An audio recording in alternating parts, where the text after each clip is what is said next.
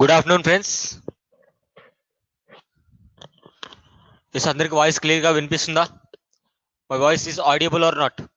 So నిన్న చాలా మంది ఆస్పిరెంట్స్ ఉన్నారు, ఈరోజు తగ్గిపోయారండి పార్టిసిపెంట్స్ అందరూ కూడా. So voice is clear, very good. So నిన్న మనం source of Indian constitution discuss చేసుకోవడం జరిగింది. సో ఈ రోజు ప్రియాంబుల్ గురించి మరియు ప్రాథమిక విధులు, ఫండమెంటల్ డ్యూటీస్ గురించి డిస్కస్ చేసుకోబోతున్నాము. Clear friends? సో కొంతమందికి డౌట్ ఉందండి, ఆల్రెడీ పెయిడ్ బ్యాచెస్ ఉన్నాం కదా సార్, మళ్ళీ ఎందుకు యూట్యూబ్ లో ప్లే చేస్తున్నారు అంటున్నారు. సో ఇక్కడ విషయం ఏంటంటే కేవలం ఈ రోజు రేపు మాత్రమే. స్లైడ్ ఇంకా ఆన్ చేయలేదండి, డోంట్ వరీ, నేను ఆన్ చేస్తాను స్లైడ్స్ ఇంకా. సో ఈ రోజు రేపు మాత్రమే ఈ యొక్క పెయిడ్ క్లాసెస్ అనేది కూడా యూట్యూబ్ లో ప్లే అవుతుంది. సో రోజు ప్లే అవ్వదండి, డోంట్ వరీ అబౌట్ దట్. దాని గురించి మీరు ఎటువంటి వరీ పడక్కర్లేదు. సో ఈ రోజు ప్రియాంబుల్ గురించి, అంటే పీఠిక అంటామండి, తెలుగులో పీఠిక అంటాము. సో ప్రియాంబుల్ అనేది భారత రాజ్యాంగానికి మనం చేర్చడం జరిగింది. సో అసలు ప్రియాంబుల్ చేర్చడానికి ముఖ్యమైన కారణం ఏమిటి, చారిత్రాత్మక నేపథ్యం ఏమిటి, ఎవరు కారకులు, ఇవన్నీ కూడా ఒకసారి డిస్కస్ చేసుకుందాము. So everything clear? సో ఖచ్చితంగా హోప్స్ అనేవి పెట్టుకోండి, ఎగ్జామ్ మీద మనం బాగా ప్రిపేర్ అవ్వాల్సిన అవసరం ఉంది డెఫినెట్ గా. Yes or no? I will tell you అండి, డోంట్ వరీ. సో ఎటువంటి టాపిక్స్ అయితే మిస్ అయ్యాయో అవి ఎక్స్ట్రా క్లాస్ తీసుకొని మరి నేను మీకు ఎక్స్ప్లెయిన్ చేయడం జరుగుతుంది. సో ఈ రోజు ప్రియాంబుల్ గురించి డిస్కస్ చేసుకుందామండి. ఈ రోజు ప్రియాంబుల్ గురించి మనం డిస్కస్ చేసుకోవడం జరుగుతుంది. సో ప్రియాంబుల్ అనగానే మనకి సింపుల్ గా చెప్పాలి అంటే భారత రాజ్యాంగం మొత్తం మీద కూడా ఏముందో ప్రియాంబుల్లో అది ఉంది అని చెప్పొచ్చు. అంటే సమ్మరీ అంటే సూచిక అని చెప్పొచ్చు. సమ్మరీ ఆఫ్ ఇండియన్ కాన్స్టిట్యూషన్ గా నేను చెప్తానండి, సమ్మరీ ఆఫ్ ఇండియన్ కాన్స్టిట్యూషన్ అని చెప్తాను. అంటే భారత రాజ్యాంగంలో ఒరిజినల్ కాన్స్టిట్యూషన్ 8 షెడ్యూళ్ళు, ఇప్పుడు ప్రస్తుతం ఉన్నటువంటి రాజ్యాంగంలో 12 షెడ్యూళ్ళు, 446 అధికరణలు, 22 పార్ట్స్, ఈ విధంగా ఉండడం జరిగింది. కాకపోతే మీరు ఇంపార్టెంట్ గా తెలుసుకోవాల్సిన విషయం ఏమిటి అంటే ఈ ప్రియాంబుల్ అంటే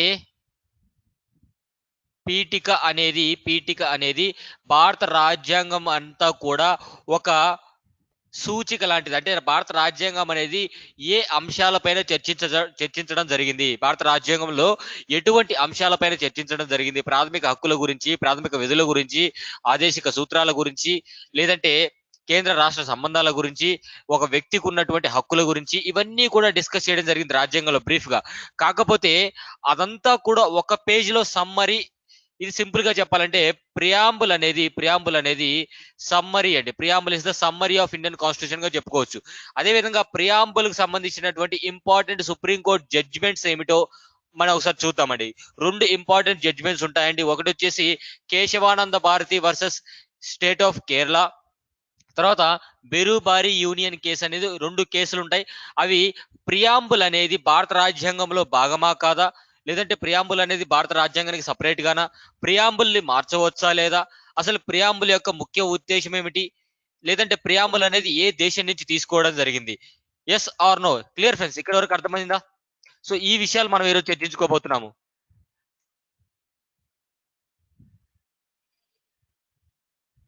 క్లియర్?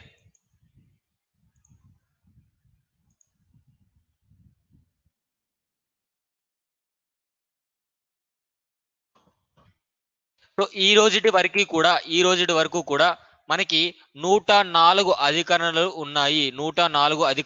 ఉన్నాయి. సో ఎవరికైతే వాయిస్ రావట్లేదో వారి ప్రాబ్లం అనేది రిమైనింగ్ అందరికీ కూడా వాయిస్ అనేది వస్తుందండి. రిమైనింగ్ అందరికీ కూడా వాయిస్ అనేది వస్తుంది. సో ఇక్కడ చూడండి, ఎవరెవరికి వాయిస్ వస్తుందో చెప్పండి. అందరూ కూడా వినగలుగుతున్నారు లేదా? How many of you are able to hear my voice? Clear, very good. So remaining వారు మీరే చూసుకోండి.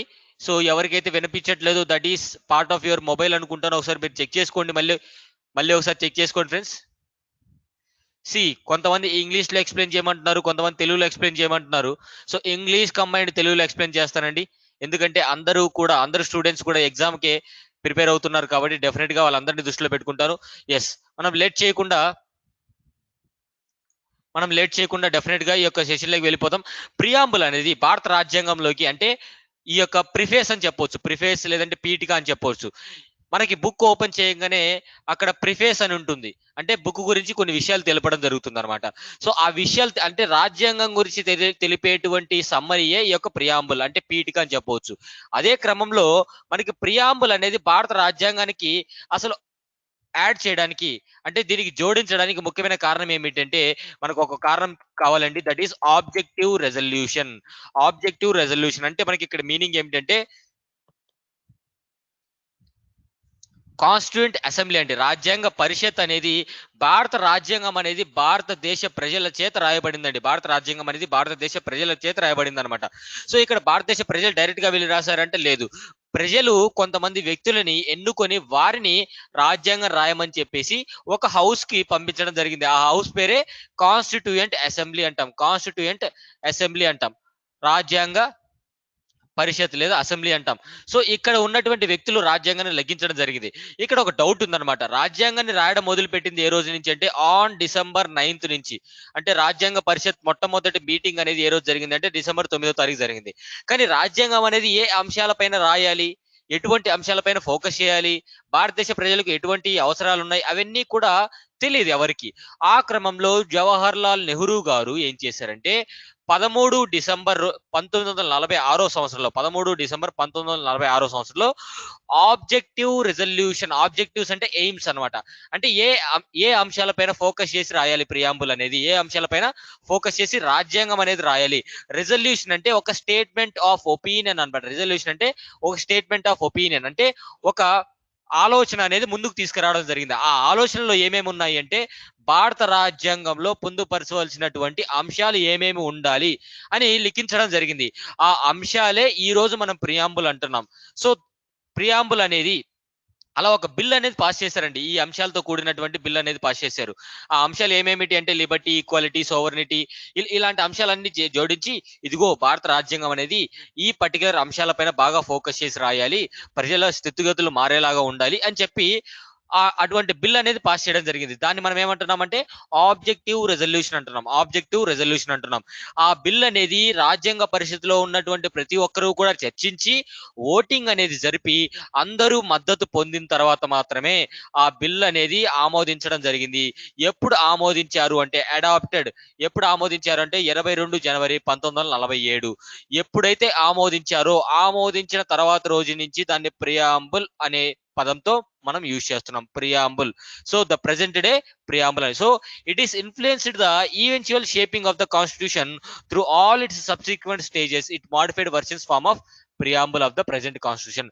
ప్రస్తుతం ఉన్నటువంటి రాజ్యాంగానికి ప్రియాంబుల్ ఏదైతే ఉందో అంటే ఇది ఆమోదించిన తర్వాత ప్రియాంబుల్ అంటున్నాం. ఆమోదించక ముందు ఆబ్జెక్టివ్స్ రెజల్యూషన్ అంటున్నాం. ఇది ప్రియాంబుల్ యొక్క చరిత్ర అన్నమాట.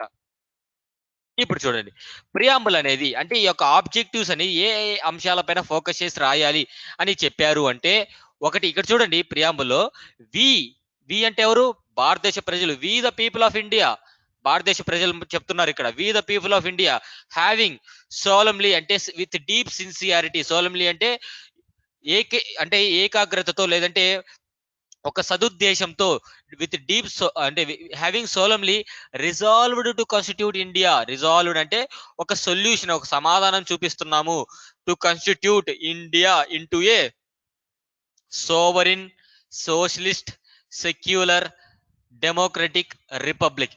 ఈ 5 పదాలు మళ్ళీ చదువుతున్నాను. Sovereign, socialist, secular, democratic, republic. ఇక్కడ ఒక ఇంపార్టెంట్ పాయింట్ గుర్తుపెట్టుకోవాలి. ఇక్కడ నేను ఏ పర్టికులర్ పదాలైతే రౌండ్ అప్ చేస్తున్నానో వాటికి ఒక విశిష్టత ఉందండి. వాటికి ఒక విశిష్టత ఉంది. అదేమిటి అంటే సోషలిస్ట్ మరియు సెక్యులర్ ఈ రెండు పదాలు కూడా 1976 సంవత్సరం 42వ రాజ్యాంగ సవరణ ద్వారా జోడించడం జరిగింది. యాడ్ చేయడం జరిగింది. ఏ పదాలు? సోషలిస్ట్ మరియు సెక్యులరిజం. ఒరిజినల్ ప్రియాంబుల్ ఎన్ని పదాలు ఉన్నాయంటే సోవరిన్, డెమోక్రటిక్, రిపబ్లిక్ మాత్రమే ఉన్నాయి. సో, ఈ పదాలు and to secure to it's all citizens. To secure to all it's citizen అంటే భారతదేశ పౌరులందరికీ కూడా ఏ అంశాలపైన ప్రామిస్ చేస్తుంది, ఇస్తుంది అంటే న్యాయం. ఏ న్యాయము? సామాజిక న్యాయం, ఆర్థిక న్యాయం, రాజకీయపరమైనటువంటి న్యాయం. ఆల్రెడీ నిన్న సోర్స్ ఆఫ్ ఇండియన్ కాన్స్టిట్యూషన్ చెప్పాను. జస్టిస్ అనే పదాన్ని మనం రష్యా నుంచి తీసుకోవడం జరిగింది.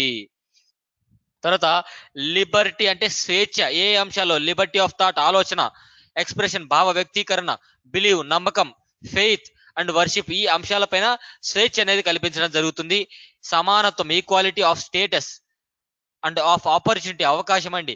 And to promote among all them, అంటే భారతదేశంలో ఉన్నటువంటి పౌరులందరి మధ్య కూడా సమానత్వం అనేది కల్పించాలి అని చెప్తుంది. తర్వాత ఫ్రెటర్నిటీ, ఈ పదం గుర్తుపెట్టుకోవాలి. ఫ్రెటర్నిటీ, తర్వాత ఫ్రెటర్నిటీ, ఫ్రెటర్నిటీ అంటే ఏంటి? కామన్ బ్రదర్హుడ్, అంటే సహోదర భావం. అన్ని వర్గాల్లో ఉన్నటువంటి, అన్ని మతాల్లో ఉన్నటువంటి ప్రజల్ని మనం గౌరవించాలి. At the same time brotherhood అనేది, అంటే సహోదర భావం అనేది ఉండాలి. కామన్ బ్రదర్హుడ్ అనేది ఉండాలి. సో జమ్మూ కాశ్మీర్ ప్రజలు మాతో సంబంధం లేదు, వాళ్ళు వేరు మనం వేరు కాదండి, అందరూ కూడా ఒకటే, భారతీయులంతా ఒకటే అని చెప్పడం జరుగుతుంది. So assuring the dignity of the individual, అంటే ఒక వ్యక్తికి, and the integrity of the, అంటే దేశ సమైక్యతకి మరియు ఒక్కొక్క వ్యక్తికి కూడా ఈ యొక్క గౌరవం అనేది మనం ఇవ్వాల్సిన అవసరం ఉంటుంది. నేను ఇప్పుడు మీతో డిస్కస్ చేసే పదాలు, ఇక్కడ సోవరెన్ అంటే మీనింగ్ ఏమిటి, సోషలిస్ట్ అంటే మీనింగ్ ఏమిటి, ఈ పదాలకు మీనింగ్ తెలుసుకుందాం. ఎందుకంటే జస్టిస్ అనేది మనకు తెలుసు. సోషల్ జస్టిస్ అంటే యాజ్ పార్ట్ ఆఫ్ ఆదేశిక సూత్రాల్లో భాగంగా మనకి సామాజిక, ఆర్థిక, రాజకీయ న్యాయం జరుగుతుంది. సామాజిక న్యాయం అంటే అంటే కులాలకు విధంగా డివైడ్ చేసి, అంటే బ్యాక్వర్డ్ క్యాస్ట్ అనేది గుర్తించడం జరుగుతుంది. ఎకనామిక్ జస్టిస్ పరంగా వెల్ఫేర్ స్కీమ్స్ అనేవి అందించడం జరుగుతుంది. పొలిటికల్ జస్టిస్ పరంగా ఎవరికైతే 18 సంవత్సరాల వయసు ఉంటుంది, తర్వాత భారతదేశ పౌరులు అయితే ఖచ్చితంగా వాళ్ళకు ఓటు హక్కు అనేది ఇవ్వడం జరుగుతుంది. అట్ ద సేమ్ టైం ఎన్నికల్లో పోటీ చేసేటువంటి హక్కు కూడా ఉంటుంది. లిబర్టీ ఆఫ్ థాట్, ఈక్వాలిటీ, ఇవన్నీ కూడా మనకి ఫండమెంటల్ రైట్స్ లో ఉంటాయండి. సో ఇక్కడ చూడండి, ఇన్ అవర్ కాన్స్టిట్యూషన్ ఏమేమి ఉంటాయి? ఈ పదాలు ఉండడం జరిగింది, ఇవి జోడించడం జరిగింది. In our constitution, in our constituent assembly, this 26th day of November, 26th day of November అంటే 26వ రోజు, అంటే నవంబర్ 26వ రోజు అయినటువంటి 1949వ సంవత్సరంలో దీన్ని ఆమోదించడం జరిగింది. ఆమోదించారు. ఎనాక్ట్ అంటే ఇంప్లిమెంట్ చేశారు. కాకపోతే చాలా వరకు చట్టాలు అనేటువంటివి, చాలా వరకు రాజ్యాంగం ప్రొవిజన్స్ అనేటువంటివి 26 నవంబర్ 1949 నుంచి అమలు అవ్వడం జరిగింది. కాకపోతే మనం ఏం చేసామంటే అఫీషియల్ గా మనం ఏం చేసామంటే 26 జనవరి 30వ తారీఖున మనం ఎంచుకోవడం జరిగింది. ఎందుకు 2 నెలలు లేట్ చేసామో కూడా, 2 నెలలు వాయిదా వేసామో కూడా నేను మీకు చెప్పడం జరుగుతుంది అనమాట. సో ఇక్కడ వరకు ఒక ఓవర్ వ్యూ అర్థమైందా అండి? ప్రియాంబుల్ అంటే ఒక ఓవర్ వ్యూ అర్థమైందా?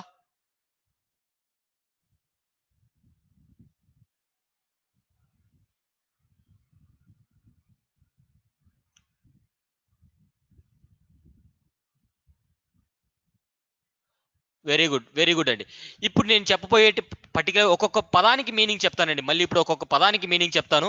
సో ఎందుకంటే ఆ పదాల గురించి మనం తెలుసుకోవాల్సిన అవసరం ఎంతైనా ఉంది, మనకి ఎగ్జామ్ పాయింట్ ఆఫ్ వ్యూ ఎంతైనా ఉంది. ఎస్, ఇక్కడ చూడండి, భారత రాజ్యాంగం ఎవరు రాసుకున్నారు? ప్రజలే రాసుకున్నారు. We the people of India. ఎందుకు ఆ మాట చేర్చడం జరిగిందంటే, నాయకులు మారుతుంటారు, భారతదేశం బ్రతికున్నంత వరకు, ప్రజలు బతికున్నంత వరకు రాజ్యాంగం బతికే ఉంటుంది అని చెప్పడానికి నిదర్శకం అన్నమాట ఇది. అంటే దేశం ఉన్నంత వరకు ప్రజలు ఉంటారు, ప్రజలు ఉన్నంత వరకు రాజ్యాంగం ఉంటుంది. సో ఆ కాంటెక్స్ట్ లో మనకి ఈ అంశం అనేది మెన్షన్ చేయడం జరిగింది. అందుకే వి ద పీపుల్ ఎందుకు అన్నామంటే, భారతదేశం ఉన్నంత వరకు, ప్రజలు ఉన్నంత వరకు రాజ్యాంగం అనేది ఒక లివింగ్ డాక్యుమెంట్ లాగా, రాజ్యాంగం అనేది ఒక జీవించే పత్రం లాగా ప్రజలకి ఈ యొక్క మార్గ నిర్దేశకాలు, రూల్స్ అండ్ రెగ్యులేషన్స్ ఇవ్వడం జరుగుతుంది. ఇప్పుడు ఒక్కొక్క పదానికి మీనింగ్ చెప్దాం చూడండి. సోవరిన్ అంటే ఏంటి? సోవరిన్ అంటే మీనింగ్ ఏమిటంటే సుప్రిమసీ అంటే అథారిటీ అన్నమాట. అథారిటీ. ఫర్ ఎగ్జాంపుల్, మనకి సోవరిన్ అనగానే తెలుగులో ఏమంటారండి? సోవరిన్ అంటే తెలుగులో ఏమంటారు? సార్వభౌమాధికారము అంటారండి.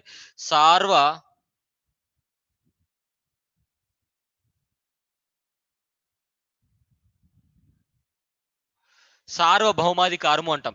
దీని మీనింగ్ ఏమిటంటే, భారతదేశంలో ఎవరు గొప్ప అంటే, ఇక్కడ చూస్తే సోవరిన్ అనేటువంటి పదం అనేది మనకి 2 విధాలుగా మీనింగ్ వస్తుంది.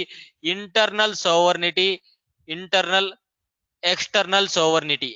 అంటే అంతర్గతంగా సార్వభౌమాధికారము, విదేశీయంగా సార్వభౌమాధికారము. సార్వభౌమాధికారము అంటే హయ్యర్ అథారిటీస్, హయ్యర్ సుప్రిమసీ అనమాట. So India is a sovereign country, అవునా కదా? దాని మీనింగ్ ఏంటంటే భారతదేశం అనేది సార్వభౌమాధికారంతో కలిగినటువంటి దేశం అంటాం. దాని మీనింగ్ ఏమిటి అంటే సార్వభౌమాధికారం అంటే వేరే దేశాలు ఏవి కూడా మన దేశం పైన పెత్తనం చెలాయించడానికి లేదు. మన దేశాన్ని మనమే పరిపాలించుకుంటున్నాము. చూడండి, 1947 వరకు భారతదేశం అనేది బ్రిటిషర్స్ చేతిలో ఉంది. అంటే బ్రిటిషర్స్ మనల్ని పరిపాలించడం జరిగింది. ఆఫ్టర్ 15th ఆగస్ట్ 1947 ఆ రోజు నుంచి భారతదేశం ఎవరి చేతుల్లో ఈ యొక్క పాలన సాగుతుందంటే, భారతదేశాన్ని ఎవరు పాలిస్తున్నారంటే భారతదేశాన్ని భారతీయులే పాలించుకుంటున్నారు. We the people of India, మనమే పాలించుకుంటున్నాం. ఇక్కడ సోవర్నిటీ అంటే ఇంటర్నల్ సోవర్నిటీ, ఎక్స్టర్నల్ సోవర్నిటీ అన్నాను కదా.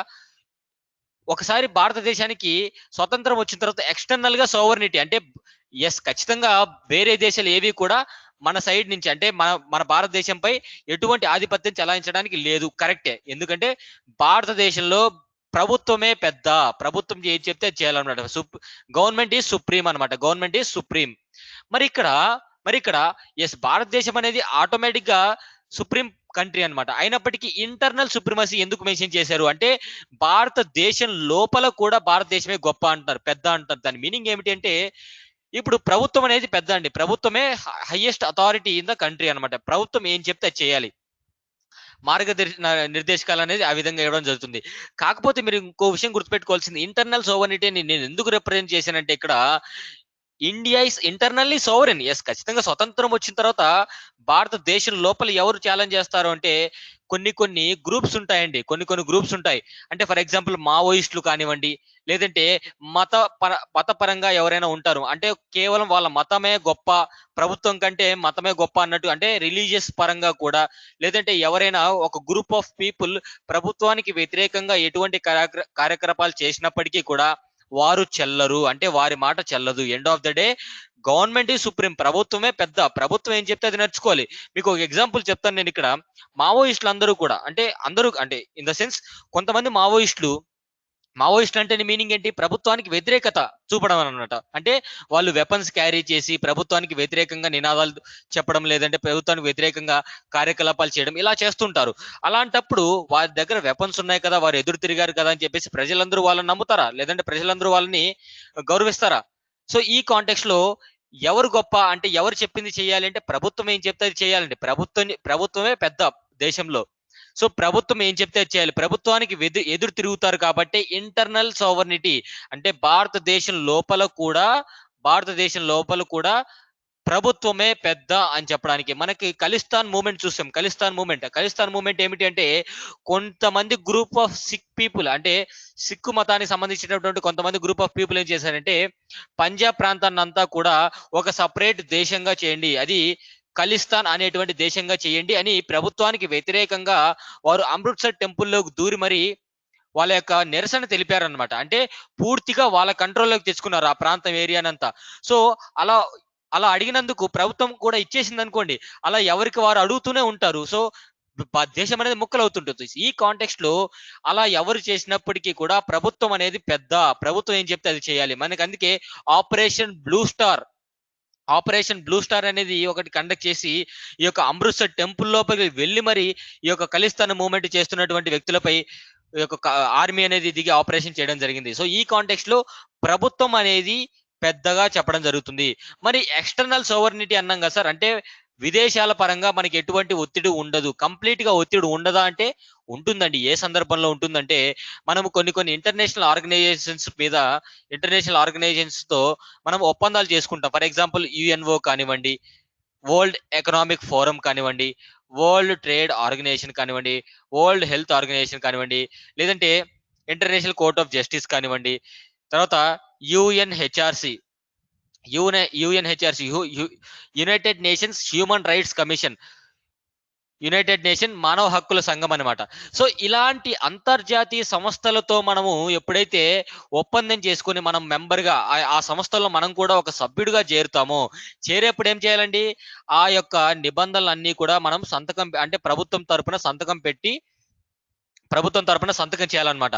సో ఈ సందర్భంలో ఏమవుతుంది, అంటే వీరు ఇచ్చినటువంటి టర్మ్స్ అండ్ కండిషన్స్ కి మనం ఓకే చేస్తున్నట్టే కదా దాని అర్థం.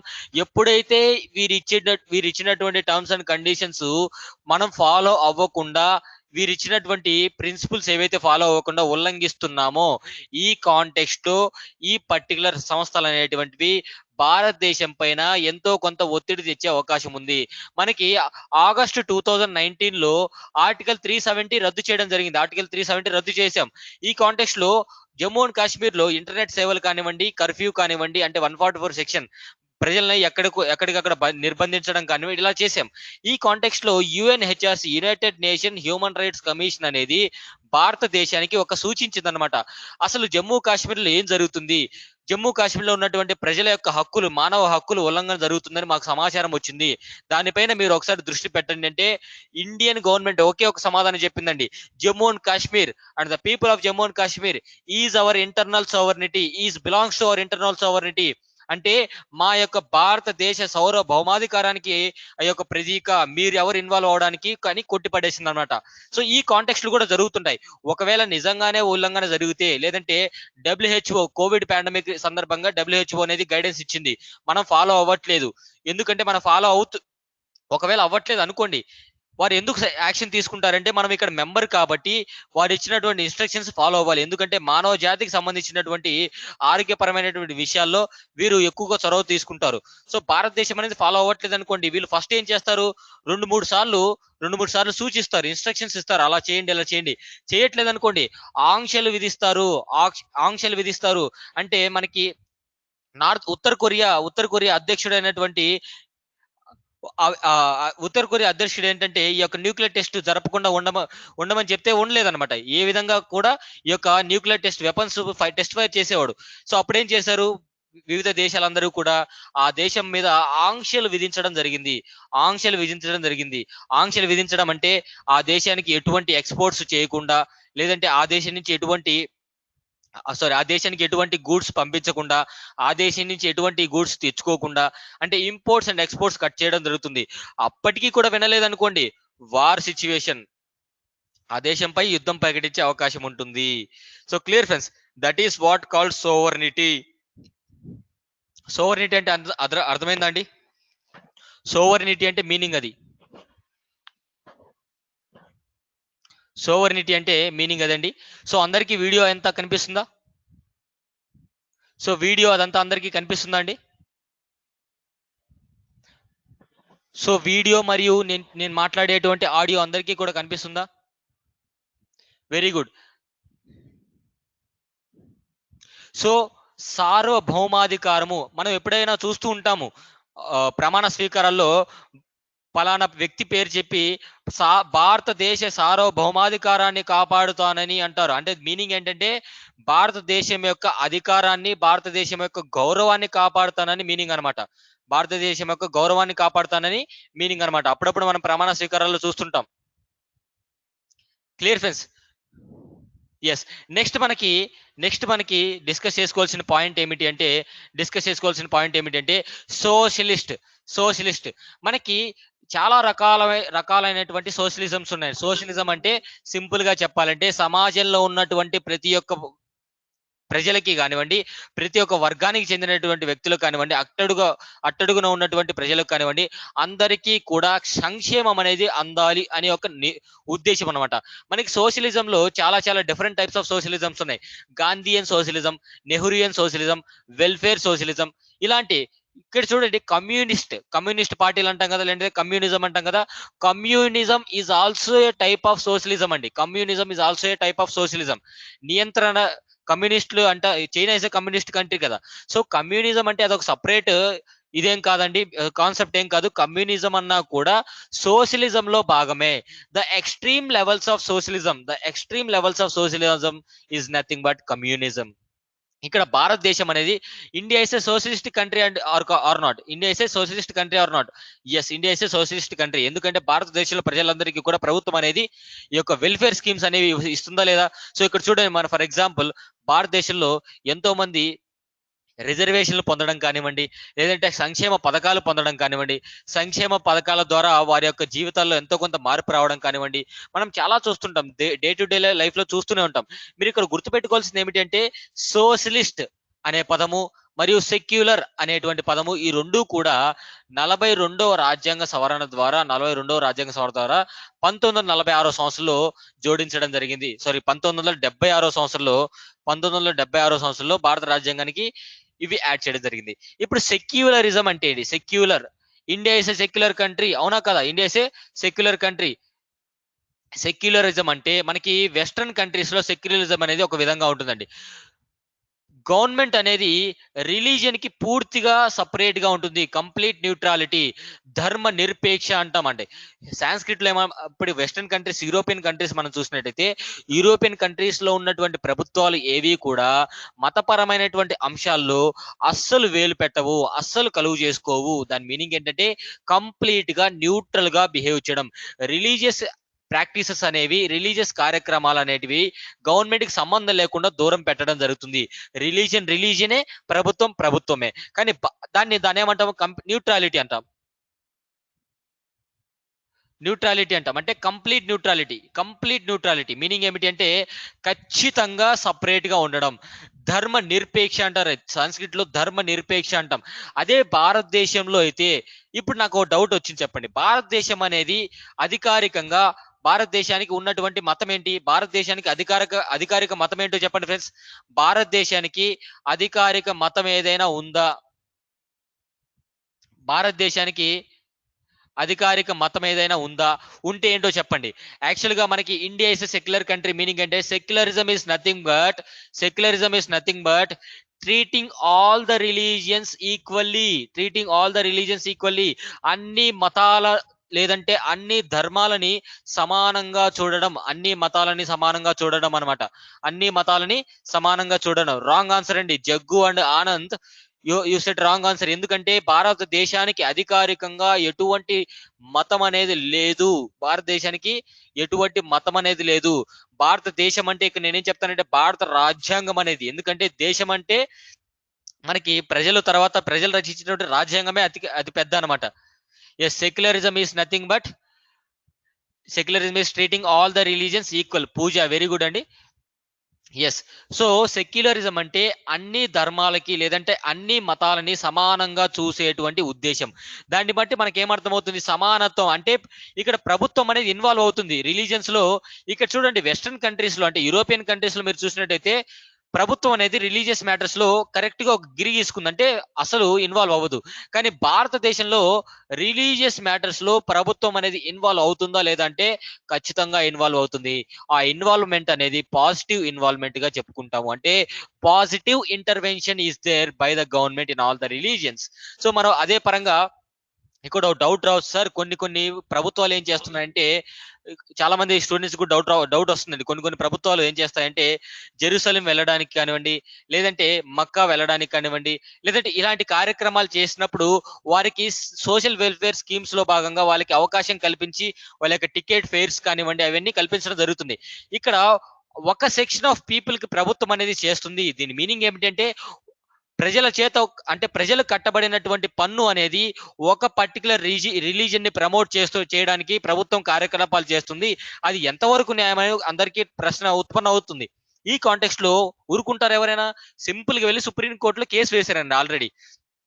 ఈ ఇలాంటి అంశాలపైన సుప్రీంకోర్టులో కేసు వేశారు. కానీ సుప్రీంకోర్టు ఏం చెప్పిందంటే ఈ యొక్క ఫేమస్ జడ్జిమెంట్ లో, ఎస్, మీరు చెప్తుంది నిజమే, భారతదేశానికి ఎటువంటి మతం లేదు, అయినప్పటికీ ఇలాంటి కార్యకలాపాలు జరుగుతున్నాయి సంక్షేమ పథకాల్లో భాగంగా. అంటే కేవలం కొన్ని మతాల వారికి మాత్రమే సంక్షేమ పథకాల్లో భాగంగా వారి యొక్క మతాన్ని ప్రోత్సహించే విధంగా చేయడం జరుగుతుంది. కానీ ఇలాంటి కార్యక్రమాలని ఆపమని మేము చెప్పలేము. ఎందుకంటే ప్రభుత్వం ఖర్చు పెట్టేటువంటి డబ్బులో వీరికి ఖర్చు పెట్టేది చాలా చాలా తక్కువ amount, which is very negligible. అసలు కన్సిడర్ చేయాల్సిన అమౌంటే కాదు. సో ఇలాంటి విషయాల్లో సుప్రీంకోర్టు అనేది జోక్యం చేసుకోవట్లేదు, అది ప్రభుత్వాలకే వదిలేస్తున్నాము అని చెప్పడం జరిగింది. సో ఇక్కడ ప్రభుత్వం అనేది ఒక పర్టికులర్ రిలీజియన్ నే ఫాలో అవుతుందా అంటే ఫాలో అవ్వదు. ఒక పర్టికులర్ రిలీజియన్ ని ప్రమోట్ చేస్తుంటా అంటే ప్రమోట్ చేయదు.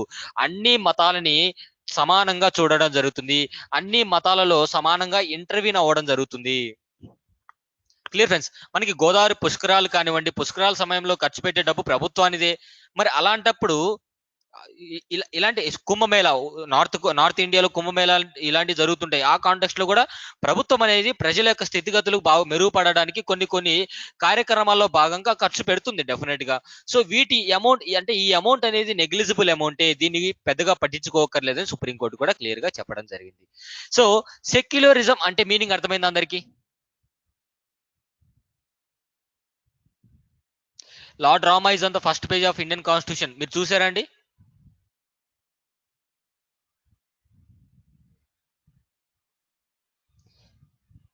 సో రాజ్యాంగంలో ఎక్కడా కూడా ఏ దేవుడి గురించి కూడా మెన్షన్ చేయరండి నార్మల్ గా కూడా. సో క్లియరా? ఇక్కడి వరకు క్లియరా?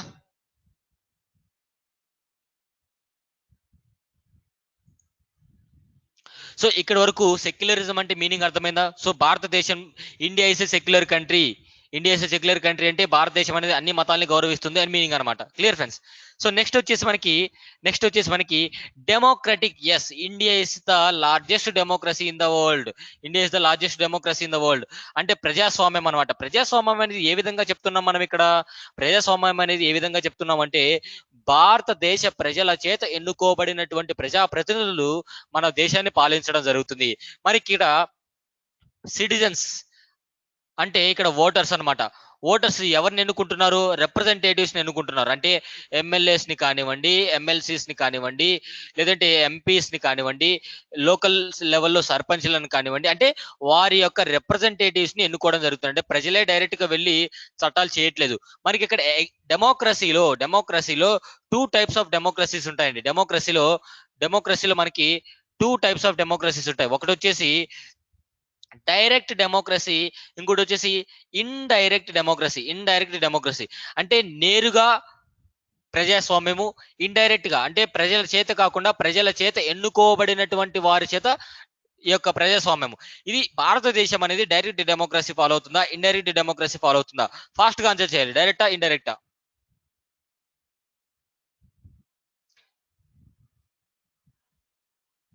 బోత్ అంటున్నారు మాధురి గారు. Can you justify your statement?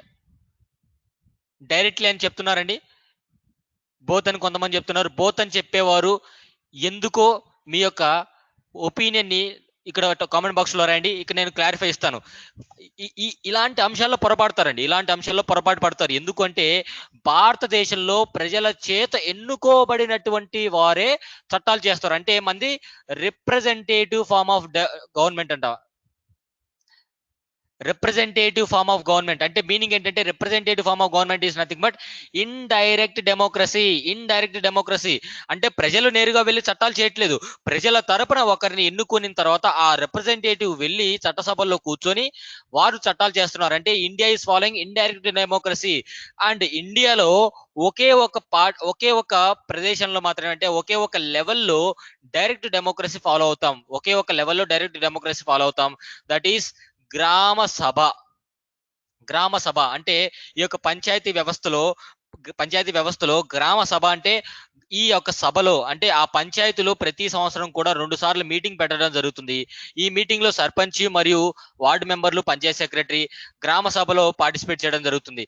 ఇక్కడ సర్పంచ్ అంటే ఎవరు? రియల్ ఎగ్జిక్యూటివ్, ప్రజల చేత డైరెక్ట్ గా ఎన్నుకోబడిన వ్యక్తి. ఆ వ్యక్తి ఎవరి దగ్గరికి వెళ్తాడు? ప్రజల దగ్గరికి డైరెక్ట్ గా వెళ్తున్నాడు. ఎందుకంటే వాళ్ళ సమస్యలు విని తెలుసుకొని అక్కడికక్కడే ఆ యొక్క సాల్వ్ చేయడం జరుగుతుంది. కానీ ఇక్కడ చూడండి, మనకి రిప్రజెంటేటివ్స్ మన దగ్గరికి వస్తున్నారా, మన దగ్గర నుంచి రిప్రజెంటేటివ్స్ చట్టసభలకు వెళ్తున్నారంటే మనం ఎన్నుకున్న తర్వాత ఆ వ్యక్తులు చట్టసభల్లో ప్రాతినిధ్యం వహిస్తున్నారు. So India is a indirect democracy. Hong Kong కానివ్వండి, లేదంటే స్విట్జర్లాండ్ కానివ్వండి, ఇలాంటి దేశాలు, సింగపూర్, హాంకాంగ్ ఇలాంటి దేశాలు, స్విట్జర్లాండ్ ఇలాంటి దేశాలు డైరెక్ట్ డెమోక్రసీ అండి. మనకి డెమోక్రసీలో కొన్ని టూల్స్ ఉన్నాయండి. ద టూల్స్ ఆఫ్ డెమోక్రసీ అంటాం. అవేంటి అంటే రెఫరెండం, ప్లెబిసైట్, రీకాల్ అంటాం. సో భారతదేశంలో ఈ 3 టూల్స్ మనం యూజ్ చేయమండి. నార్మల్ గా రెఫరెండం అంటే రెఫరెండం అంటే ఏదైనా దేశానికి సంబంధించినటువంటి భూభాగ సరిహద్దులు ఏదైనా చేంజెస్ చేయాలి అనుకుంటే ప్రజల యొక్క ఒపీనియన్ తీసుకుంటే రెఫరెండం అంటాం. మనకి యూరోపియన్ యూనియన్ ఎగ్జాంపుల్ ఇక్కడ యూరోపియన్ యూనియన్ బ్రెగ్జిట్ అనేటువంటిది 2019లో విపరీతంగా వచ్చినటువంటి న్యూస్ అన్నమాట. బ్రెగ్జిట్ అంటే exiting of Britain from European union. అంటే యూరోపియన్ యూనియన్ లో దాదాపుగా 18 కంట్రీలు ఉంటాయండి. 18 కంట్రీల్లో బ్రిటన్ అనేది కూడా ఒక దేశం అనమాట. సో ఆ సంయుక్త దేశాల్లో కాకుండా సపరేట్ గా విడిపోవాలి అనుకుంది. అంటే దాని యొక్క భూభాగాన్ని వేరు చేసుకోవాలనుకుంది. ఈ కాంటెక్స్ట్ లో ఈ యొక్క బ్రెగ్జిట్ లో భాగంగా బ్రిటన్ లో రెఫరెండం కంటెస్ట్ చేశారు. అంటే వీరు తీసుకున్నటువంటి నిర్ణయాన్ని ప్రజల దగ్గరికి డైరెక్ట్ గా వెళ్ళి ఓటింగ్ పెట్టి ఓటింగ్ లో వచ్చినటువంటి మెజారిటీ ప్రకారం వీరు నిర్ణయం తీసుకున్నారు. That is referendum. అంటే ఒక భూభాగానికి సంబంధించినటువంటి అంశాలపైన ఏదైనా నిర్ణయం తీసుకోవాలంటే ప్రజల దగ్గరికి డైరెక్ట్ గా నేరుగా వెళ్ళి ఓటింగ్ పెడితే దాన్ని రెఫరెండం అంటాం. లేదంటే రాజ్యాంగంలో ఏదైనా మార్పులు చేయాలి అంటే ప్రజల దగ్గరికి వెళ్ళి వాళ్ళ యొక్క ఒపీనియన్ తెలుసుకుంటే ప్లెబిసైట్ అంటాం. రాజ్యాంగంలో ఏదైనా కీలకమైనటువంటి మార్పులు చేయాలి అంటే ప్రజలను నేరుగా డైరెక్ట్ గా అడిగి తెలుసుకుంటే దాన్ని ప్లెబిసైట్ అంటామండి.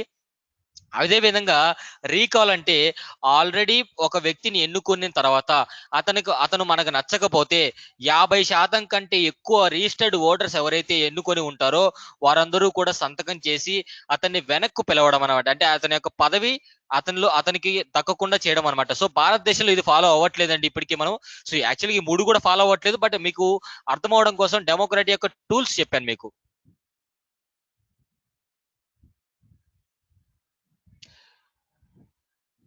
ప్లెబిసైట్ అంటే రాజ్యాంగంలో ఏదైనా కీలకమైనటువంటి అంశాలు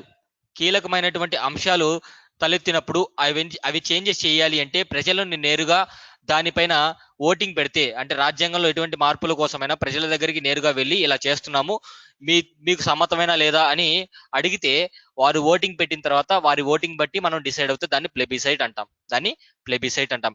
ఇనిషియేటివ్ అంటే డైరెక్ట్ గా ఆ చట్టాలని ఎవరు ఇనిషియేట్ చేస్తున్నారు. ఫర్ ఎగ్జాంపుల్ భారతదేశంలో చట్టాలు ఎవరు రూపొందిస్తున్నారు? రిప్రజెంటేటివ్స్. అంటే మనల్ని రిప్రజెంట్ చేసేవారు ఎవరు? రాష్ట్ర స్థాయిలో అయితే ఎమ్మెల్యేలు, కేంద్ర స్థాయి అయితే ఎంపీలు. సో ఎంపీలు ఇనిషియేట్ చేస్తారు, చట్టాన్ని ఇనిషియేట్ చేస్తారు, దాన్ని చర్చించి డిస్కస్ చేసి ఓటింగ్ చేసి ఆ తర్వాత దాన్ని చట్టంగా తీసుకొస్తారు. కానీ ఇనిషియేటివ్ అంటే మీనింగ్ అది. సో ప్రజలు ఇనిషియేట్ చేస్తారా చట్టాన్ని అంటే నో. ప్రజల తరపున ఎన్నుకోబడినటువంటి ఈ యొక్క నాయకులు ఇనిషియేట్ చేస్తారు. అభిలాష్ క్లియరా అండి? ఇనిషియేటివ్ అంటే మీనింగ్ అది. సో ఇవి democratic tools: referendum, plebiscite, recall. Clear friends? So next మనకి చివరిగా రిపబ్లిక్ అండి. మనకి పాస్పోర్ట్ మీద కూడా చూస్తుంటాం. లేదంటే మనకి సింపుల్ గా పాస్పోర్ట్ మీద రిపబ్లిక్ ఆఫ్ ఇండియా అని ఉంటుంది. లేదు అంటే మనకి ఇండియా మరియు సౌత్ ఆఫ్రికా మ్యాచ్ ఆడినప్పుడు సౌత్ ఆఫ్రికా స్కోర్ బోర్డ్ దగ్గర ఉంటుందండి, ఆర్ఎస్సి అని ఉంటుంది. ఆర్ఎస్సి అంటే రిపబ్లిక్ ఆఫ్ సౌత్ ఆఫ్రికా. దాని మీనింగ్ ఏంటో చెప్పండి. రిపబ్లిక్ ఆఫ్ సౌత్ ఆఫ్రికా దాని మీనింగ్ ఏంటో చెప్పండి friends. Republic of south Africa దాని మీనింగ్ ఏంటో చెప్పండి. రిపబ్లిక్ ఆఫ్ సౌత్ ఆఫ్రికా అంటే, రిపబ్లిక్ అనేటువంటి పదం ఏ దేశానికైనా ఉంది అంటే India is a republic country, south Africa is a republic country. అంటే మీనింగ్ ఏమిటి అంటే elected person is the head of the state. Elected person is the head of the head of the state. Meaning ఏంటంటే ఎన్నుకోబడినటువంటి వ్యక్తి దేశాధినేత అని meaning అనమాట. ఎన్నుకోబడినటువంటి వ్యక్తి దేశాధినేత. ఇక్కడ head of the state ఎవరు మనకి? హెడ్ ఆఫ్ ద గవర్నమెంట్ కాదండి. హెడ్ ఆఫ్ ద స్టేట్ ఎవరు మనకి? President of India. అవునా కదా? President of India is the head of the country అనమాట. దాని మీనింగ్ ఏంటంటే మరి ప్రెసిడెంట్ ఆఫ్ ఇండియా ఎన్నుకోబడినటువంటి వ్యక్తి కాదా? President of India elected or not? Elected అండి, ఎలక్టెడ్. ఎందుకంటే president of India is elected. ఇక్కడ ఒక డౌట్ రావచ్చు, సార్ ఈయన ప్రజల చేత ఎన్నుకోబడలేదు కదా అంటే, ఇక్కడ elected person is the head of the state అన్నారే కానీ డైరెక్ట్లీ ఎలక్టెడా ఇండైరెక్ట్లీ ఎలక్టెడా అని చెప్పలేదు. దాని మీనింగ్ ఏమిటంటే ఎలక్ట్ అయితే సరిపోతుంది. సో అది ఇండైరెక్ట్ ఎలక్షనా డైరెక్ట్ ఎలక్షనా అనవసరం అనమాట. సో మనకి కొన్ని దేశాలు ఉంటాయి, హైరార్కీ, మొనార్కీ అంటే వారసత్వంగా వచ్చేటువంటి దేశాలు కొన్ని ఉంటాయి. అంటే బ్రిటిష్ మనం తీసుకోండి, బ్రిటిష్ క్వీన్ ఉంటారు, కింగ్ ఆఫ్ ద బ్రిటిష్ అంటాం కదా. అదే విధంగా మనకి నార్త్ కొరియా ఇలాంటివి హెరిడేటరీ పరంగా అంటే మొనార్కీ రూల్స్ ఉంటాయి. మొనార్కీ రూల్స్ అంటే వాళ్ళ యొక్క కుటుంబ పరిపాలన అంటాం. సో ఇలాంటి కంట్రీస్ కూడా ఉంటాయి. కానీ భారతదేశం అనేది ప్రజల చేత ఎన్నుకోబడినటువంటి వ్యక్తుల చేత పాలించబడుతుంది. అదే విధంగా రిపబ్లిక్ అంటే హెడ్ ఆఫ్ ద స్టేట్ అంటాం. Head of the state is nothing but head of the state అంటే elected person is the head of the state. ఎలక్టెడా కాదా president of India? Yes, elected. Direct ఎలక్టెడా ఇండైరెక్ట్ ఎలక్టెడా ఇది question కాదనమాట. So ఇక్కడ వరకు చెప్పింది అర్థమైందా అండి? So if it is clear, preamble అనేది క్లియర్ గా మీకు అర్థమైంది అంటే మనకి ఇక్కడ ఒక డౌట్ అనమాట. ప్రియాంబుల్ అనేది మార్చవచ్చా లేదా? ప్రియాంబుల్ అనేది మార్చవచ్చా లేదా అంటే ప్రియాంబుల్ అనేది మార్చవచ్చు. Yes, we can amend the preamble అని చెప్పడం జరిగింది. ఏ కేసులో అంటే ప్రెసిడెంట్ ఎవరు ఎలక్ట్ చేస్తారంటే ఎంపీస్ అండ్ ఎమ్మెల్యేస్ అందరూ కలిసి ప్రెసిడెంట్ ఎన్నుకుంటారండి. Elected MPs and elected MLAs of the country elect the president of India. President of India topic ఇచ్చినప్పుడు చెప్తాను, డోంట్ వరీ అబౌట్ దట్. తర్వాత మనకి ఎస్, ఇప్పుడు నా ప్రశ్న ఏంటంటే ప్రియాంబుల్ ని మార్చవచ్చా లేదా? ఎస్, మార్చవచ్చు అని చెప్పింది ఎవరు? సుప్రీంకోర్టు చెప్పిందండి. ఎందుకంటే మనకి ఇక్కడ 1960s లో బెరూబారీ యూనియన్ కేసు. బెరూబారీ అనేది వెస్ట్ బెంగాల్ కి మరియు బంగ్లాదేశ్ కి ఉన్నటువంటి బార్డర్ ప్రాంతంలో మన భూభాగంలో ఉన్నటువంటి ఏరియా అన్నమాట అది. సో ఇండియా పాకిస్తాన్ అగ్రిమెంట్ లో భాగంగా 1960s అంటే ఈస్ట్ పాకిస్తాన్ అంటాం, ఇప్పుడు బంగ్లాదేశ్ అంటాం. బెరూబారీ యూనియన్ అనేది ఒక వెస్ట్ బెంగాల్ లో ఒక ప్రాంతం అనమాట. అంటే కొన్ని విలేజెస్ తో కలిసినటువంటి ఒక ప్రాంతం అనమాట. ఈ ప్రాంతాన్ని వారికి ఇచ్చేయాలని చెప్పేసి ప్రభుత్వం ఒక అగ్రిమెంట్ పెట్టింది. సో దీంట్లో సుప్రీంకోర్టులో కేసు వేశారు. అలా ఎలా ఇస్తారు? భారతదేశం లోపలికి ఏదైనా ఒక ప్రాంతాన్ని కలుపుకోవచ్చు, కానీ భారతదేశంలో ఉన్నటువంటి ప్రాంతాన్ని వేరే దేశానికి ఇవ్వడానికి కూడా ఎక్కడా చట్టము లేదు, ప్రొవిజన్ లేదని చెప్పారు. సుప్రీంకోర్టు ఏం చెప్పిందంటే సింపుల్ గా ప్రియాంబుల్ ని మార్చకూడదు అని చెప్పింది అనమాట. ప్రియాంబుల్ ని మార్చకూడదు. సో ప్రియాంబుల్లో ఎక్కడా కూడా ఇలాంటి పవర్ సోర్స్ కాదు. సో ప్రియాంబుల్లో ఉన్నట్టు వ్యవహరించకూడదు అని చెప్పడం జరిగింది. సో ప్రియాంబుల్ అనేది ఒక సమ్మరీ మాత్రమే, ఒక సూచన మాత్రమే అని చెప్పడం జరిగింది. అదేవిధంగా 1973 కేశవానంద భారతి కేసు అనమాట. కేశవానంద భారతి కేసు ఇది 1973 కేశవానంద భారతి కేసు ఏమిటంటే కేశవానంద భారతి కేసు అనేది Kesavananda versus state of Kerala.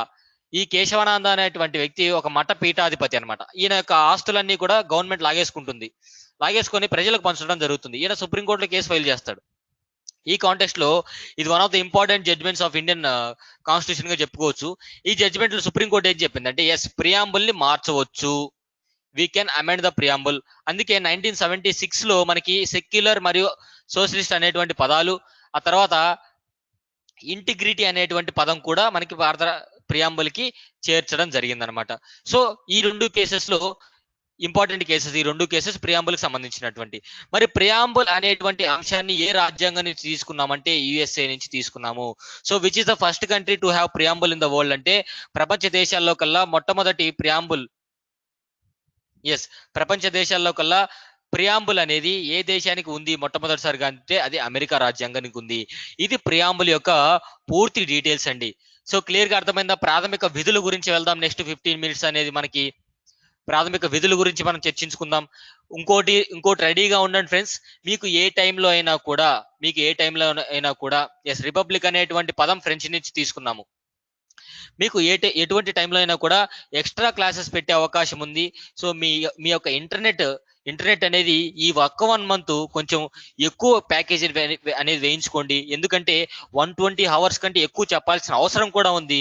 So ఎందుకంటే మీరు చాలా యాక్టివ్ గా పార్టిసిపేట్ చేస్తున్నారు కాబట్టి డెఫినెట్ గా మీకు ఎక్కువ క్లాసెస్, ఎక్కువ కంటెంట్ అనేది డెఫినెట్ గా ఇవ్వడం జరుగుతుంది అనమాట. If you are interested, we are ready to give. Actually extra classes సిద్ధమైన అందరూ కూడా ఈ 4 hours కాకుండా ఒక్కొక్కసారి, ఎందుకంటే షెడ్యూల్ నేనే ప్రిపేర్ చేస్తున్నాను కాబట్టి డెఫినెట్ గా నేను ఎక్స్ట్రా ఇన్ఫర్మేషన్ ఇవ్వడానికి నా నుంచే కాదండి, అదర్ ఫ్యాకల్టీస్ నుంచి కూడా ఎక్స్ట్రా ఇన్ఫర్మేషన్ అనేది ఇవ్వడం జరుగుతుంది. Difference between socialism and secularism. Socialism అంటే సమాజంలో ఉన్నటువంటి ప్రజల స్థితిగతుల గురించి, వాళ్ళ యొక్క వర్గాల గురించి డిసైడ్ చేస్తుంది, వాళ్ళ యొక్క బ్రతుల గురించి నిర్ణయిస్తుంది. సెక్యులరిజం అంటే మతాలు, సెక్యులరిజం అంటే మతము, సోషలిజం అంటే వివిధ రకాలైనటువంటి జాతులు అని చెప్పవచ్చు. సో ప్రాథమిక విధుల గురించి చర్చించుకుందామండి. నాట్ నాట్ ఇంకా లేట్ చేయకూడదు మనం. సో ఒక్క క్షణం కూడా లేట్ చేయకూడదు. ప్రాథమిక విధుల గురించి చర్చించుకుందాం. ముందుగా ప్రాథమిక విధులు అనేటువంటివి ఒరిజినల్ కాన్స్టిట్యూషన్ లో లేవు. ఒరిజినల్ కాన్స్టిట్యూషన్ లో లేవు. 42వ రాజ్యాంగ సవరణ ద్వారా 1976 ఎప్పుడైనా గుర్తుపెట్టుకోండి. నేను పాలిటీ చెప్పేంత వరకు కూడా ఈ యొక్క రాజ్యాంగ సవరణ అనేది మీరు మర్చిపోకూడదు. చాలా ప్రొవిజన్స్ అనేవి, చాలా అధికరణలు కానివ్వండి, చాలా పార్ట్స్ అంటే భాగాలు కానివ్వండి, భారత రాజ్యాంగానికి ఎప్పుడు యాడ్ చేశామంటే 42వ రాజ్యాంగ సవరణ ద్వారా. ఇది అందుకే దీన్ని మినీ కాన్స్టిట్యూషన్ ఆఫ్ ఇండియా అంటాం.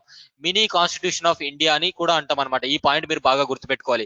అదేవిధంగా ఒరిజినల్ కాన్స్టిట్యూషన్ లో ఉంటే, ఒరిజినల్ కాన్స్టిట్యూషన్ ఎప్పుడు అమల్లోకి వచ్చింది? 26 జనవరి 1950 నుంచి వచ్చింది. నార్మల్ గా కాన్స్టిట్యూషన్ అడాప్ట్ ఎప్పుడు చేసుకున్నాము? 26 నవంబర్ 1949 ఆమోదించాము. ఇది ఇంప్లిమెంటేషన్ డేట్ అన్నమాట. ఎందుకు అంటే 29 డిసెంబర్ 30 డిసెంబర్ 1930వ సంవత్సరంలో లాహోర్ సెషన్ లో ఇండియన్ నేషనల్ కాంగ్రెస్ అనేది ఒక సెషన్ జరుపుతుంది ఎవ్రీ ఇయర్ కూడా. నెహ్రూ ఏం చెప్పాడంటే భారతదేశ ప్రజలందరినీ కూడా పూర్ణ స్వరాజ్ అనేటువంటి నినాదం ఇచ్చి భారతదేశ ప్రజలందరూ కూడా పూర్తి స్వాతంత్రం అనేది జరుపుకోవాలి. ఎప్పటి నుంచి అంటే 26 జనవరి 1931 సంవత్సరం నుంచి 26 జనవరి 1931 సంవత్సరం నుంచి దేశ ప్రజలందరూ కూడా నెహ్రూ ఏమని కోరాడంటే పూర్ణ స్వరాజ్యం అనేది సెలబ్రేట్ చేసుకుందాము అని చెప్తాడు. ఈ డేట్ కి ఇంపార్టెన్స్ ఇవ్వడానికే ఇక్కడ జనవరి 26ని కాన్స్టిట్యూషన్ ఇంప్లిమెంటేషన్ డేగా అంటే రిపబ్లిక్ డేగా చర్చించుకోవడం జరిగింది. క్లియర్? ఇది ఇన్ఫర్మేషన్ అనమాట. ఇది ఇందాక చెప్పలేదు. ఎస్, ప్రాథమిక విధులు.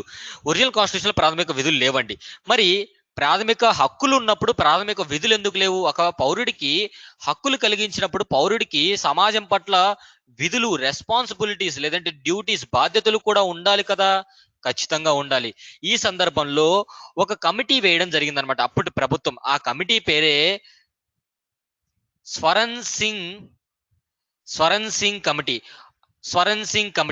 ఈ స్వరణ్ సింగ్ కమిటీ అనేది స్వరణ్ సింగ్ అనేటువంటి వ్యక్తి నేతృత్వంలో వేసినటువంటి కమిటీ అన్నమాట. Swaran Singh is the chairman. So Swaran Singh committee నేతృత్వంలో వీరు ఏం చేశారంటే 10 ప్రాథమిక విధుల్ని ప్రభుత్వానికి రికమెండ్ చేశారు. ఎస్, ఒక 10 ప్రాథమిక విధులు మనం భారతదేశంలో ఉన్నటువంటి ఈ యొక్క పౌరులందరికీ. ఇక్కడ చూడండి, ప్రాథమిక విధులు ఓన్లీ ఫర్ సిటిజన్స్. గుర్తుపెట్టుకోవాలి. ఇది మనకి స్టేట్మెంట్ ఓరియంటెడ్ క్వశ్చన్స్ ఇస్తుంటాడు. ప్రాథమిక విధులు అనేటువంటివి కేవలం భారతదేశ పౌరులకు మాత్రమే, విదేశీయులకు వర్తించదు. ఈ పాయింట్ గుర్తుపెట్టుకోవాలి మీరు. అదేవిధంగా ఇక్కడ చూసినట్టయితే 10 ప్రాథమిక విధులు అనేవి తీసుకురావడం జరిగింది. 8 ప్రాథమిక విధులు రష్యా నుంచి తీసుకోవడం జరిగింది. 2 ప్రాథమిక విధులు సొంతంగా మనమే రాసుకోవడం జరిగింది. టోటల్ గా 1976 సంవత్సరంలో 42వ రాజ్యాంగ సవరణ ద్వారా 10 ఫండమెంటల్ రైట్స్ అనేవి భారత రాజ్యాంగానికి యాడ్ చేశాం. మరి ఈ రోజు చూసుకున్నట్టయితే 11 ఫండమెంటల్ డ్యూటీస్ ఉన్నాయి మనకి. ఫండమెంటల్ డ్యూటీస్ అండి, రైట్స్ అని చెప్తున్నాను ఒక్కోసారి మీరు ఫ్లోలో, ఎందుకంటే కంటిన్యూస్ అవుతుంటుంది కాబట్టి కొంచెం అడ్జస్ట్ చేసుకోండి.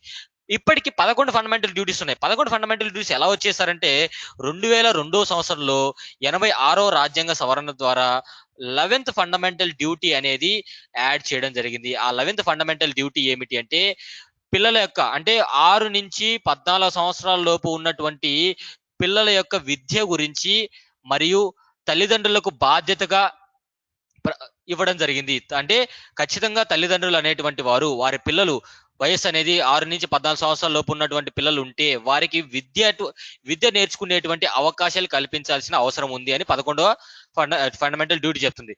Now clear? నేను చెప్పినటువంటి అంశాలన్నీ నేను ఆల్రెడీ ఇందాక ఎక్స్ప్లెయిన్ చేసినటువంటి అంశాలన్నీ ఇవే అండి. సో ఈ యొక్క 42వ రాజ్యాంగ సవరణ ద్వారా అధికరణ 51A అనమాట. ఆర్టికల్ 51A ప్రకారం పార్ట్ 4A మనకి ఈ యొక్క 11 ఫండమెంటల్ డ్యూటీస్ అనేవి యాడ్ చేయడం జరిగింది. చూడండి, 11వ యాక్చువల్ గా స్టార్టింగ్ వచ్చేసి 10 యాడ్ చేసాం, 11ది వచ్చేసి 2002లో యాడ్ చేసాం. సో 2002లో ఏం చేసాము? భారత రాజ్యాంగం 86వ సవరణ ప్రకారం 11వ విధి ఇవ్వబడింది. ఈ విధి తండ్రిని గాని సంరక్షకుడిని గాని సంరక్షకుడు అంటే గార్డియన్ అన్నమాట. తమ బిడ్డలకు 6-14 సంవత్సరాల వయసు వరకు విద్య బోధన చేపట్టాలి అని బోధిస్తుంది. ఇక్కడ చూడండి, each and every fundamental duty చూద్దాం మనము తప్పకుండా. సో మొట్టమొదటి ప్రాథమిక విధి ఏం చెప్తుందంటే అధికరణ 51A అండి. ఆర్టికల్ 51A, ఇది మర్చిపోద్దు. ఆర్టికల్ 51A అంటే ఒక ఆర్టికలే మాట్లాడుతుంది ఫండమెంటల్ డ్యూటీస్ గురించి. 11 ఫండమెంటల్ డ్యూటీస్ కూడా ఈ యొక్క ఆర్టికల్ కింద రావడం జరిగింది. Part 4A.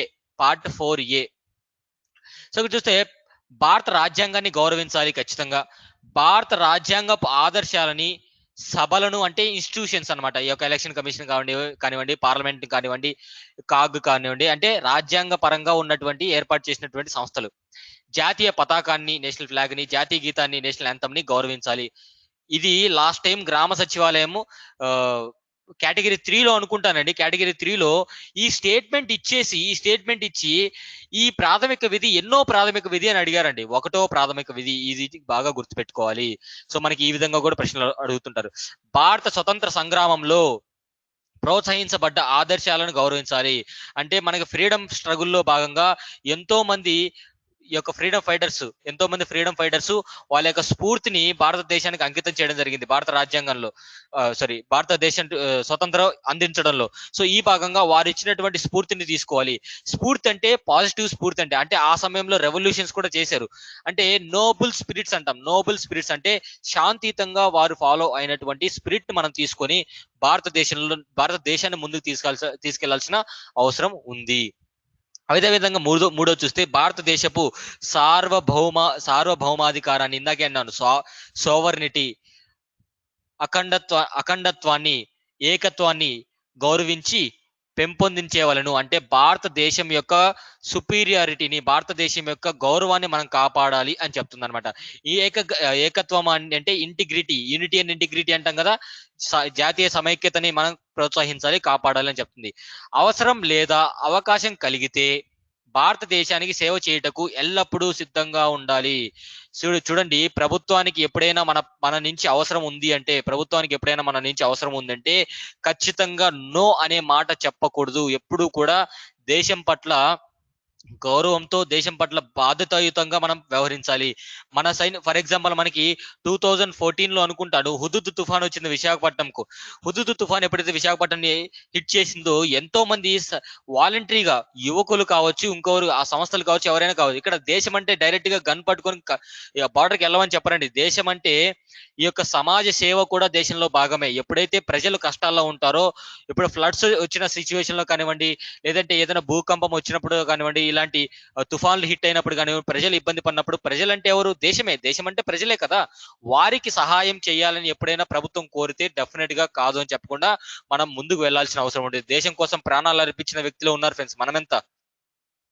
సో తర్వాత ఐదోది ఏంటంటే భారతదేశంలో కుల, మత, వర్గ అంటే రేస్ అండి. రేస్ అంటే వర్గము, లింగ అంటే జెండర్, ఇక్కడ సెక్స్ అంటాం. వర్ణ భేదాలు లేకుండా ప్రజలందరినీ గౌరవించాలి. మన భారతదేశంలో వివిధ ప్రాంతాల్లో వివిధ రకాలైనటువంటి ప్రజలు, వాళ్ళ యొక్క సంస్కృతి, సాంప్రదాయాలు వేరుగా ఉంటాయి. అలా అని చెప్పేసి వాళ్ళు వేరు కాదు, మనం వేరు కాదు, అందరూ సమానమే. ఈ పర్టికులర్ రీజన్స్ తో వాళ్ళని వేరు చేయకూడదు అని చెప్తారు. సోదర భావాన్ని,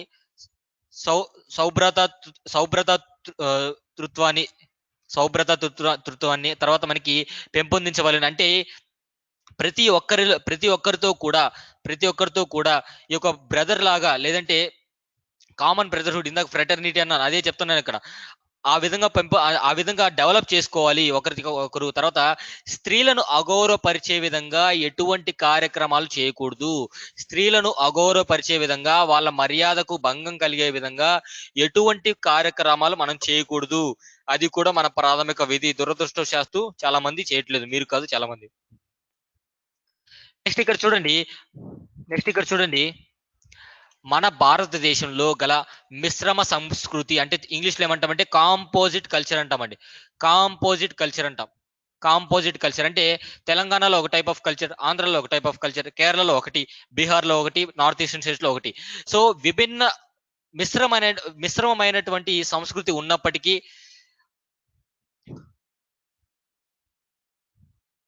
తర్వాత హెరిటేజ్ అంటాం. హెరిటేజ్ అంటే వారసత్వాన్ని మనం కాపాడుకోవాలి. వారసత్వాన్ని కాపాడుకోవాలి అంటే కల్చరల్ హెరిటేజ్ అండి. కల్చరల్ హెరిటేజ్ అంటే మిశ్రమ సంస్కృతి ఉన్నప్పటికీ కూడా ఈ యొక్క కల్చర్ పరంగా ఎవరిని డివైడ్ చేసుకోకూడదు. అన్ని కల్చర్స్‌ని మనం ఫాలో అవుతూ అందరిని మనం రెస్పెక్ట్ చేయాలి మీనింగ్ అనమాట ఇక్కడ.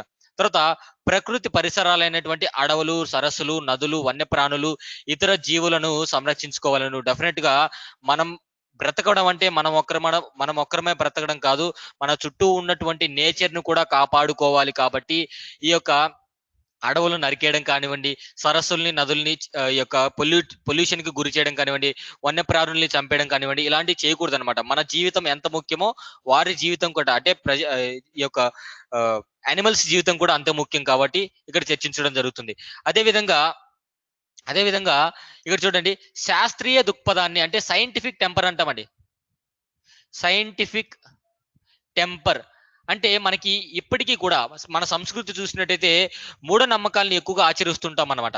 మూఢనమ్మకాలను ఎవరైతే ఆచరిస్తుంటారో వారి పట్ల ఈ యొక్క శాస్త్ర సాంకేతికాలని ఎక్కువగా వారిలో నింపి అంటే టెక్నాలజీని కానివ్వండి, ఈ యొక్క సైన్స్‌ని కూడా వాళ్ళలో డెవలప్ చేసి ఈ యొక్క మూఢనమ్మకాలకి దూరంగా ఉండి అందరూ కూడా ముందుకు ప్రోత్సహించేలా చేయాలన్నమాట. సో శాస్త్రీయ దృక్పథాన్ని, వైజ్ఞానిక విషయాల్ని పెంపొందించి జ్ఞానాభివృద్ధి కొరకు ఎల్లవేళలా పాటుపడుతూ ఉండాలి. అంటే ఒక వ్యక్తి యొక్క డెవలప్‌మెంట్ కోసం ఎప్పుడూ పాటుపడుతూ ఉండాలి. ఎంతోమంది ఈ యొక్క మూఢనమ్మకాలతో కొన్ని కొన్ని పిచ్చి పనులు చేస్తూ ఉంటారు. సో ఆ కాంటెక్స్ట్‌లో ఇక్కడేం చెప్తుందంటే సో శాస్త్రీయంగా, సాంకేతికంగా మనం ముందుకు వెళ్ళాలి. సైంటిఫిక్‌గా ముందుకెళ్ళాలని చెప్తుందన్నమాట.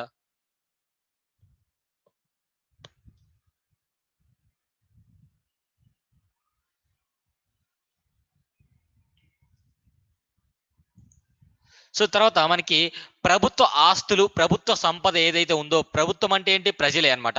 ప్రజల ఆస్తులు కానివ్వండి, ప్రభుత్వ ఆస్తులు కానివ్వండి ఏదైతే ఉందో హింసలో భాగంగా వాటిని ధ్వంసం చేయకూడదు. ఎందుకంటే ప్రభుత్వం అంటే ప్రజలే.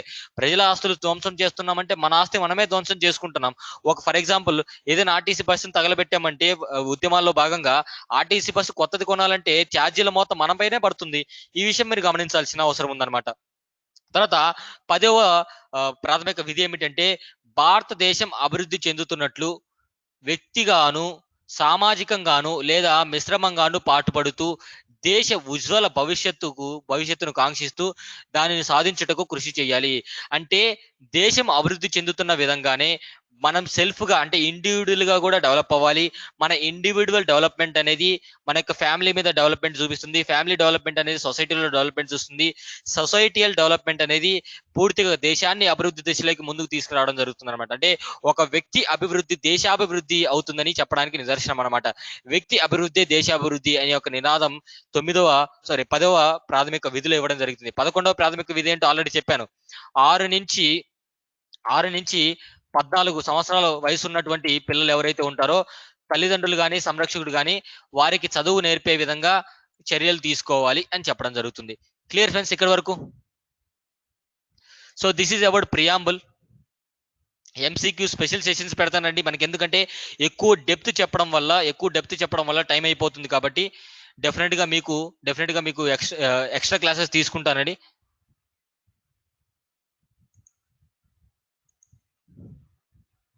క్లియరా ఫ్రెండ్స్?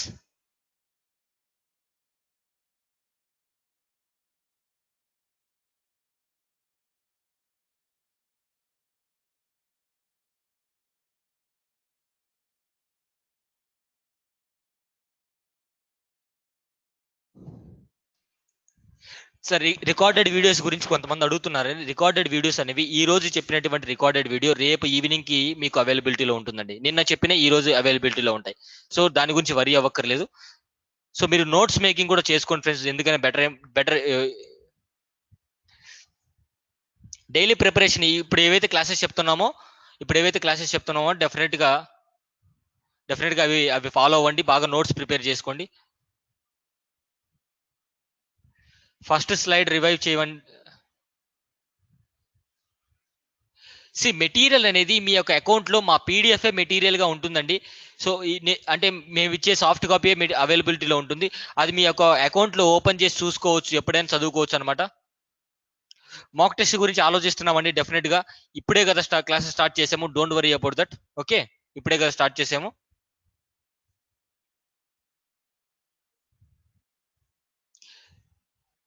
ప్రీవియస్ ఇయర్ క్వశ్చన్స్ చెప్తానండి. సో డెఫినెట్ గా చెప్తాను. ఇప్పటికే అదర్ క్లాస్ స్టార్ట్ చేయాల్సిన అవసరం ఉంది. So thank you so much. Thank you so much.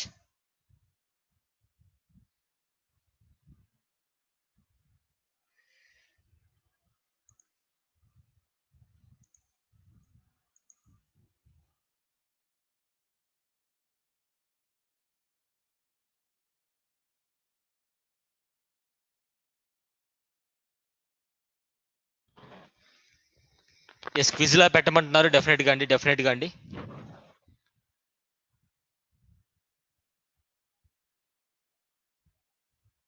So అందరికీ అర్థమైందా అండి? ఇప్పుడు ఈరోజు నేను చెప్పినటువంటి ప్రియాంబుల్ కానివ్వండి, ప్రాథమిక విధులు కానివ్వండి, అర్థమైందా? అర్థమయ్యాయా? సో అందరికీ క్లియర్ గా అర్థమయ్యాయా?